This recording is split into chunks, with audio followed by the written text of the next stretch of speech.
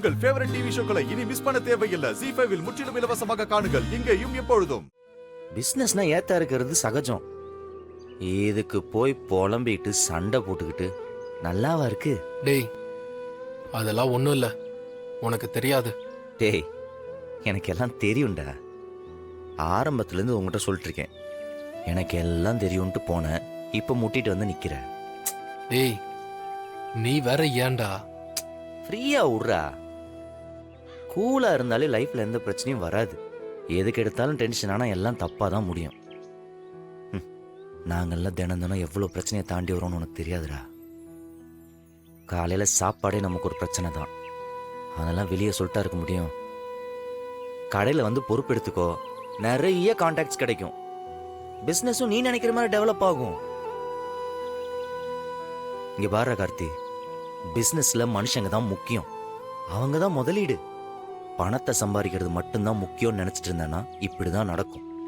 முதல்ல மனுஷங்களை சம்பாதிக்க கற்றுக்கோ. அப்பா இத்தனை வருஷம் பிஸ்னஸில் சக்ஸஸ்ஃபுல்லாக இருக்காருன்னா எப்படி? ரெண்டே விஷயம்தான். ஒன்று மனுஷங்களை சம்பாதிச்சது, இன்னொன்று அவரோட அனுபவம். இந்த ரெண்டும் இல்லாமல் களத்தில் இறங்கினா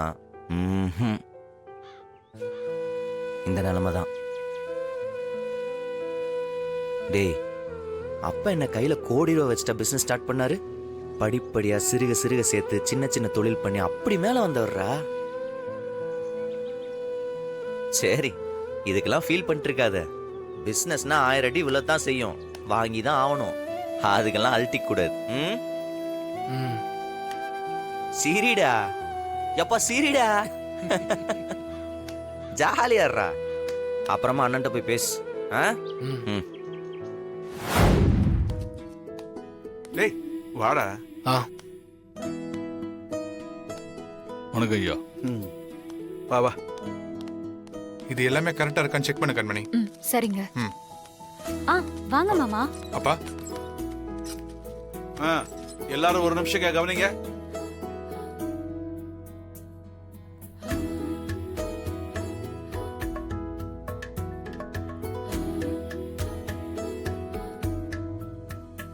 இன்னில இருந்து கார்த்தி நம்ம கடையில ஒர்க் பண்ண போறாரு.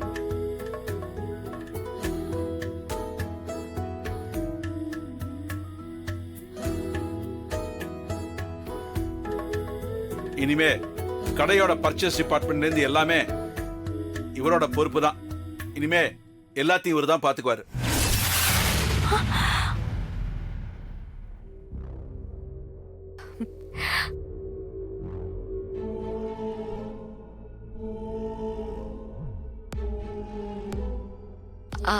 மாமா. சொல்லுமா. இல்ல மாமா, வழக்கமா அத உங்க மூத்த பையன் தான் பாத்துப்பாரு. அதான் நீங்க அவருக்கு வேற ஏதாவது டிபார்ட்மெண்ட்? இல்லம்மா, வேற எந்த டிபார்ட்மெண்ட் கொடுத்தாலும் இவனுக்கு அது சூட் ஆகாதுமா. இவனுக்கு இதுதான் கரெக்ட். நான் நல்லா யோசிச்சுதாமா இந்த முடிவு எடுத்தேன். மாமா, நீங்க ஒரு விஷயத்தை முடிவு பண்ணிட்டீங்கன்னா அது கரெக்டா தான் இருக்கும்.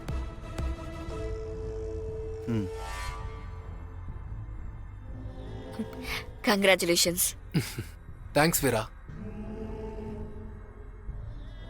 அதே மாதிரி ராகவனும் கண்மணியும் இனிமே சேல்ஸ் டிபார்ட்மெண்ட்டை மட்டும் பார்த்துப்பாங்க.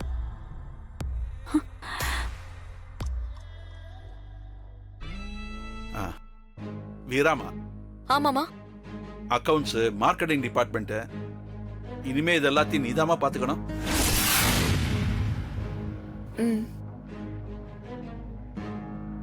அப்புறம் இந்த அட்வர்டைஸ்மெண்ட் எப்படி நம்ம கடையை பப்ளிக் மத்தியில கொண்டு போய் சேர்க்கறது, அதுக்கெல்லாம் நிறைய புது புது ஐடியாஸ் தேவைப்படுது. அதெல்லாத்தையும் நீதாமா கொடுக்கணும். சரிங்க மாமா.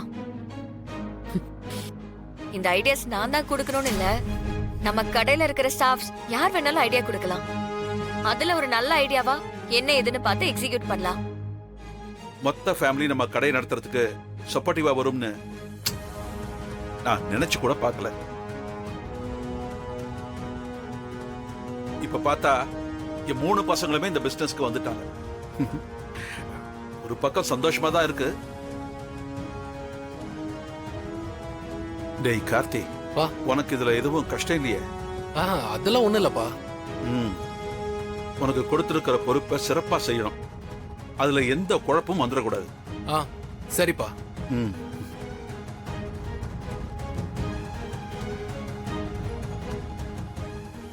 கார்த்தி, வா.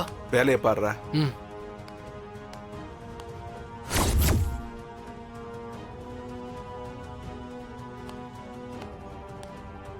என்ன கண்மணி இங்க நின்னுட்டு இருக்க? அங்க வந்து உட்காரு. இனி அங்க வந்து உட்கார்ந்து என்ன பிரயோஜனம்? ஏன் கண்மணி, ஏன் இப்படி பேசுற? மாமா இப்படி செய்வாருன்னு நான் கொஞ்சம் கூட எதிர்பார்க்கல. எது, கார்த்திகை வேலைக்கு சேர்த்ததை சொல்றியா? அது வீட்லயே பேசுனது தானே கண்மணி. இப்ப பர்ச்சேஸ் டிபார்ட்மெண்ட்ல அவன் வேலை பார்த்தானா என் வேலை பாதியா குறைஞ்சிரும். நம்மளும் கொஞ்சம் ரிலாக்ஸா இருக்கலாம்ல. நானும் எவ்வளவு வேலையை ஒத்தையா பாக்குறது. என்னங்க பேசுறீங்க? நீங்க செய்யறது வேலை இல்ல, பொறுப்பு. யார்கிட்ட அதிகமான பொறுப்பு இருக்கோ அவங்க கிட்டதான் அந்த இடத்தோட அதிகாரம் இருக்குன்னு அர்த்தம். இத்தனை நாளா கடையில அக்கவுண்ட்ஸ் டிபார்ட்மெண்ட்டை தவிர எல்லா பொறுப்பும் உங்க கையில இருந்துச்சு. மாமா சும்மா மேற்பார்வை மட்டும் தான் பாத்துட்டு இருந்தாரு. அப்போ இந்த கடையோட முதலாளி நீங்க தானே எல்லாருக்குமே புரிஞ்சிருச்சு. இப்ப எல்லா பொறுப்பையும் தனித்தனியா பிரிச்சு கொடுத்துட்டாரு. இப்ப இங்க உங்களோட இடம் என்னங்க? இனிமே இந்த கடையில யாரு முடிவெடுப்பா? அன்னைக்கு என்ன ஒருத்தர் தப்பா பேசிட்டாருன்னு சொல்லி வேலையை விட்டு அனுப்புனீங்கல்ல, உங்க தம்பி வந்து பிரச்சனை பண்ணாரு. அதையும் மீறி நீங்க உங்க முடிவுல ஸ்ட்ராங்கா இருந்தீங்க. இனி அப்படி இருக்க முடியுமா? இனி ஆளுக்கு வந்து கருத்து சொல்லுவாங்க. கேண்டீன்ல என்ன சாப்பாடு போடணும்னு கூட இனிமே மொத்தமா உட்கார்ந்து பேசிதான் முடிவெடுக்கணும். இனி நீங்க முடிவெடுக்கிற இடத்துல இருக்க மாட்டீங்க, சஜஷன் சொல்ற இடத்துல மட்டும்தான் இருப்பீங்க. அது முதலாளிக்கு அழகு இல்லைங்க. இவ்ளோ நாள் உங்களை ஒரு கோபுரத்துல உட்கார வச்சுட்டு இப்போ திடீர்னு அங்கிருந்து இறங்க சொல்ற மாதிரி இருக்கு. இது எனக்கே ரொம்ப கஷ்டமா இருக்குங்க. நீங்க இதை ஈஸியா கடந்து போனீங்கன்னா எனக்கு இதுல எந்த பிரச்சனையும் இல்லை. இந்த விஷயத்தோட சீரியஸ்னஸ் உங்களுக்கு புரியும் தான் நான் உங்ககிட்ட இதை சொல்றேன். மத்தபடி உங்க தம்பி இங்க வேலை பார்க்கட்டும். நீங்க எல்லாரும் ஒன்னா சேர்ந்து கடைய பாக்குறதுல எனக்கு எந்த வருத்தமும் இல்லை. ஆனா என்ன, இனி எல்லாத்துக்கும் நீங்க உங்க தம்பி கிட்ட போய் இதை செய்யணுமா அதை செய்யணுமான்னு கலந்து பேசி முடிவெடுக்கணும். இதுக்கு முன்னாடி நீங்க இப்படி இருந்ததில்ல. இனிமே அதெல்லாம் எப்படி மேனேஜ் பண்ண போறீங்கன்னு தான் எனக்கு கவலை.